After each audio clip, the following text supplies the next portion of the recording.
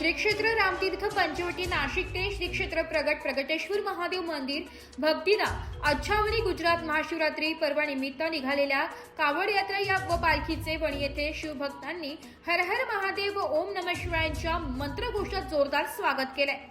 महाशिवरात्रीनिमित्त गुजरात राज्यातील अच्छावणी येथे श्री प्रगटेश्वर महादेव मंदिरात विविध धार्मिक कार्यक्रम, महारुद्र अभिषेक आदी कार्यक्रमांचे दरवर्षी आयोजन करण्यात येते। महाशिवरात्रीनिमित्त विशेष पूजाविधी व दर्शनाचे महत्त्व असल्याने भाविकांची मोठी गर्दी होणार आहे। दरम्यान सालाबादाप्रमाणे ही श्री प्रगटेश्वर महादेव मंदिर व तेथील महंत धर्माचार्य प्रभुदादा यांचे नाशिक जिल्ह्यातील भक्त परिवाराच्या वतीने महाशिवरात्री निमित्त त्र्यंबकेश्वर व पंचवटी नाशिक येथून कावड यात्रा व पालखी दिंडीचे आयोजन केले जाते।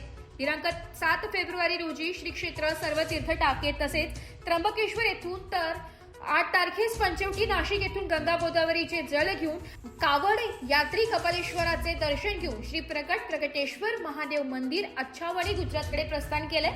यावेळी नाशिक येथे रामकुंड ते साईबाबा मंदिरापर्यंत परमपूज्य धर्माचार्य स्वामीजी व माताजी यांचे रथाची भव्य अशी शोभायात्रा काढण्यात आली। त्याचबरोबर नेपाळ येथून आणलेल्या 1.25 लाख रुद्राक्षांपासून तयार केलेले 5 फूट रुंदीचे व 4 फूट उंचीचे शिवलिंगांचा रथयात्रा तसेच भगवान महादेवांची मूर्तीची पालखी दिंडीचा हर हर महादेवाच्या गजरात शुभारंभ करण्यात आला। यावेळी कुशवर्त व रामकुंड येथील तीर्थवरून 50 कावडीधारक पदयात्रेत सहभागी झालेले असून जिल्हाभरातील 450 पदयात्रेकरू पालखी पदयात्रेत सहभागी झाले।